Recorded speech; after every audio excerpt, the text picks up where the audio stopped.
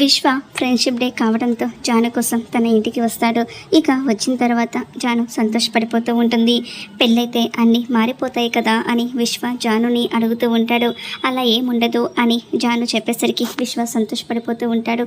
అవును, ఈరోజు friendship day, అందుకని ఫ్రెండ్షిప్ బ్యాండ్ తీసుకొని వచ్చాను అని విశ్వ అంటూ ఉంటాడు. ఇక అది విని జాను చాలా సంతోషపడిపోతూ ఉంటుంది. ఇద్దరు కూడా సోఫాలో కూర్చొని ఇక ఫ్రెండ్షిప్ బ్యాండ్ కట్టుకుంటూ ఉంటారు. ఇంతలో ఇక జై అక్కడికి వచ్చి విశ్వాన్ని చూసి చాలా షాక్ అయిపోతూ ఉంటాడు. వీరేంటి ఇక్కడికి వచ్చాడు అని చాలా టెన్షన్ పడిపోతూ ఉంటాడు. విశ్వ జాను ఇద్దరు కూడా ఫ్రెండ్షిప్ బ్యాండ్ కట్టుకొని ఇక చాలా సంతోషంగా ఉంటారు. విశ్వ, నువ్వు నాకు ఒక ప్రామిస్ చేస్తావా?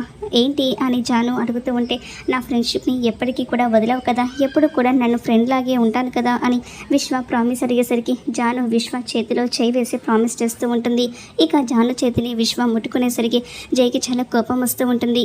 ఇంతలో ఇక విశ్వ వాళ్ళ దగ్గరికి వచ్చి, అవును విశ్వ వచ్చాడు, తనకి కూల్ డ్రింక్ కానీ స్నాక్ కానీ ఏమైనా ఇచ్చావా అని జానుని అడుగుతూ ఉంటే, అయ్యో ముచ్చట్లో పడి మర్చిపోయాను, నేను ఇప్పుడే వెళ్ళి తెస్తాను అని జాను లోపలికి వెళ్ళిపోతూ ఉంటుంది.